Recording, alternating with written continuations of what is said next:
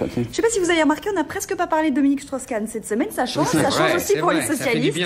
François Hollande poursuit sa campagne. Martine Aubry ne dit toujours rien. Elle crachera sa Valda à partir du 28 juin, a priori. Ce qu'elle a dit jeudi sur le plateau de TF1. Croyez-moi, en me comportant comme ça depuis 3 ans, sans céder aux pressions qui ont été multiples sur beaucoup d'autres sujets, je crois que je nous donne beaucoup de chances de gagner. Alors, si je peux vous reprendre quand même, c'est que elle dit des choses, Martine Aubry. C'est une blague, cette histoire que je m'adresserai aux Français le 28 juin. Mais elle ne fait que ça, parler aux Français. C'est une espèce de double langage politique ou politicien. Elle est dans une posture de celle qui respecterait l'ordonnancement fixé par le parti. Non, c'est pas vrai. La campagne est engagée contre François Hollande, sur 2 postures différentes, mais les 2 parlent aux Français et aux sympathisants du Parti Socialiste de manière différente. Mais ça, c'est un premier point. Je trouve qu'il faut arrêter de dire n'importe quoi. C'est pas parce qu'elle n'a pas fait sa déclaration officielle, qui, je vous l'accorde, c'est comme une déclaration d'impôt, une déclaration de guerre. Il faut respecter un certain nombre de codes et pas se louper, sinon ça vous coûte très cher. Bon, mais ça, c'est le premier point. Et le second point, c'est que c'est vrai que d'une certaine façon, alors là, je bascule, elle ne dit rien aux Français, mais pas plus que François Hollande, sur 2-3 problèmes qui me semblent à moi essentiels, bon, et qui seraient, si on restait à l'actualité, la Grèce, c'est-à-dire au fond l'Europe, c'est-à-dire la mondialisation, etc. Voilà, j'ai terminé, je vais couper l'herbe, et pas seulement le cannabis. Il est mort.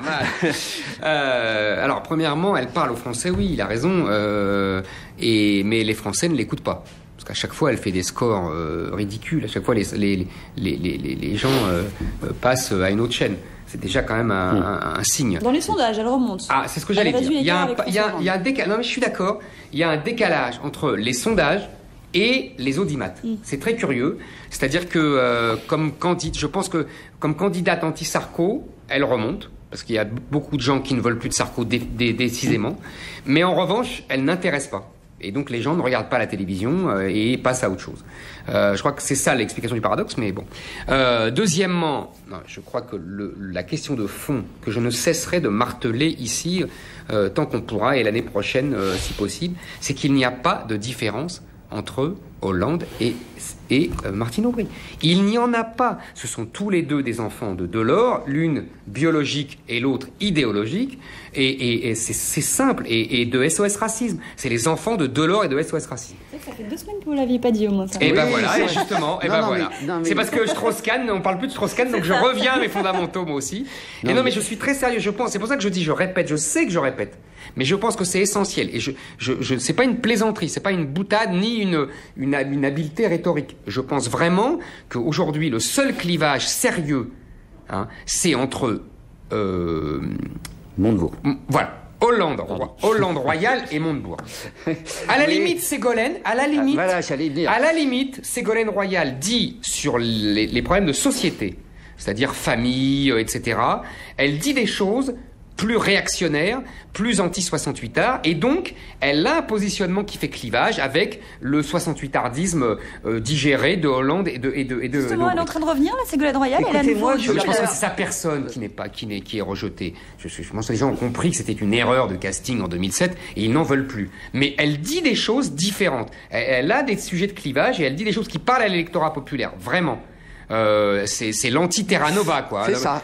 Moi, là-dessus, il faut reconnaître. Mais c'est le problème, c'est le médium, quoi. C'est d'où ça vient. Je ne la perds et je ne la perdrai jamais de vue. Je lui laisse toujours une chance de revenir dans la dernière ligne droite, parce que elle a ce lien avec le peuple, d'abord, qu'elle avait noué, et qui n'est pas complètement, loin de là, rompu, qu'elle dit des choses, comme Éric Zemmour le souligne, qui touchent à la vie réelle. Ça, c'est le premier point. Et c'est lié aux 2 points suivants que Éric a partiellement soulevé. Le premier, c'est effectivement qui incarnera le mieux l'anti-Sarkozy. Et celui-là, sera aspiré, poussé, comme on veut. Et donc on avait le candidat normal d'un côté, mais dont la normalité aujourd'hui patine, piétine. Je t'avais dit la dernière fois, c'était un argument anti-Strauss-Kahn, donc ça tombe, évidemment. Mais il reste quand même un argument anti-Sarkozy, bling-bling, qui n'a pas disparu. Et donc par rapport à ça, est-ce que le Corrézien d'un côté, ou la femme du Nord de l'autre, vaguement des calques de Merkel, en tout cas dans l'authentique, point d'interrogation.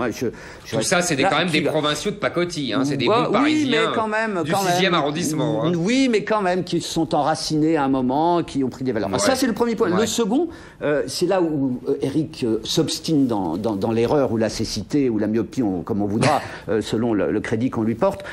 Déjà, il se trompait sur Strauss-Kahn. C'est-à-dire que Strauss-Kahn était une pensée de la mondialisation régulée. Ce n'était pas seulement une ouverture libérale, dire de l'Europe, du monde, etc. Il y avait une évolution dans ses discours, dans ses prises de position, alors que Éric passait son temps à nous dire c'est un enfant, lui aussi de Delors. Bon, ces aventures new-yorkaises ont fait qu'il est expulsé du champ politique. Et je ne crois pas du tout que Hollande et Aubry auront la même position sur cette question centrale. C'est là où je te reconnais ce point-là, mais que là, il faudra bien articuler un projet européen, il faudra bien se défendre, dire, face à la mondialisation, et ils ne pourront pas avoir la même posture. Oui, il est doux. Regardez la moue qu'il fait, la grenouille. Vite, parce qu'on passe à la suite. Vous répondez pas. Si vous non, je réponds pas, je suis pas d'accord. On avance alors. Je vais pas répéter ce que je viens de dire. Okay. 17 milliards d'euros, c'est le tarif catalogue pour l'achat d'une centaine de gros porteurs. C'est le même sujet. La commande va passer. On est sur le même sujet. Voilà, on continue alors. Oui, évidemment. C'est le sujet majeur. Que va passer Air France va donc être observé de près, un peu trop près peut-être. Le secrétaire d'État au commerce extérieur, Pierre Lelouch, a convoqué le patron du groupe pour le pousser à préférer Airbus à Boeing. Et dans le même temps, des députés ont lancé une pétition en ce sens portée par Bernard Carayon. Les Américains, après tout, achètent américain. Pourquoi les Européens ne seraient-ils pas fiers du programme Airbus? Le gouvernement, comme les parlementaires, sont parfaitement dans leur droit et dans leur légitimité de protester contre cette tentation permanente d'Air France d'acheter américain. C'est légitime alors ce qu'ont fait les députés? Moi je suis carayonnesque depuis longtemps. Je dis ça parce qu'il m'est très sympathique, je le connais depuis plusieurs années, je suis son combat depuis plusieurs années. Ça fait longtemps qu'il est sur cette ligne-là, quand tout le monde se moquait de lui. Quand tout le monde, et la gauche en particulier, ne jurait que par le libre-échange. Et ça fait longtemps que j'avais suivi ce combat-là et je l'avais fait mien. Donc vraiment, et c'est par lui que j'ai pris connaissance de tout ça. Donc c'est pour ça que je lui rendais hommage. Non, on vit... Moi, vous savez, je me souviens, je suis un vieux journaliste, pas comme vous, Maya, et je me souviens de la décision en 93. J'étais dans le bureau de Bernard Bosson, qui était ministre des Transports, quand Air France était au bord de la faillite et que Édouard Balladur, Premier ministre, a fait un chèque de, si je ne dis pas de bêtises, de 20 milliards de francs, même en euros, c'est pas rien, qui a sauvé Air France. Et là, alors là, les dirigeants d'Air France savaient ce qu'était l'État, la France, les contribuables français. Là, ils savaient qu'ils étaient une entreprise française.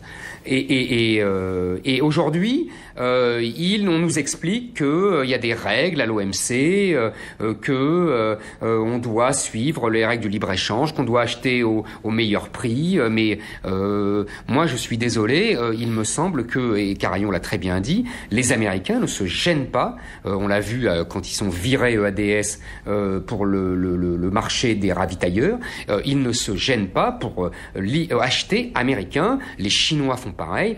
On est, les Européens, d'une naïveté confondante, et c'est ça à chaque fois qui me fait douter de cette Europe, parce que je pense que c'est déjà que il y aurait beaucoup à dire sur EADS, la façon dont tes amis Strauss-Kahn et Jospin ont bradé la supériorité française au profit d'un 50-50 avec l'Allemagne. Déjà, ça fait 20 ans, je l'ai toujours pas digéré. Donc là, il faudrait quand même qu'on récupère un peu notre investissement. Moi, je trouve ça tout à fait normal. Il arrive, Éric Zemmour, de dire des choses pertinentes. Mais parce que moi, je suis en cohérence avec ce que je dis toujours. Oui, non, mais c'est pas la question de la cohérence ou de l'incohérence, c'est savoir est-ce que le constat est exact. C'est vrai que les autres pays, notamment les États-Unis, favorisent, aident leurs industries, et on l'a vu, c'est cette histoire Boeing, Airbus. Bon, ça, c'est un constat indéniable. C'est vrai aussi que les dirigeants français, de gauche aussi, ont été gangrenés par cette espèce de libéralisme. Mais de gauche surtout. De gauche surtout. D'illusion totale de la mondialisation heureuse, quoi, on va dire, avec une désindustrialisation en route qui est une tragédie. Donc, ce constat posé, alors là, il faut en tirer les conséquences, mais de manière radicale et quasiment violente. Simplement, on n'en tire pas les mêmes. Je vais aller vite, puisque je vois que tu me fais...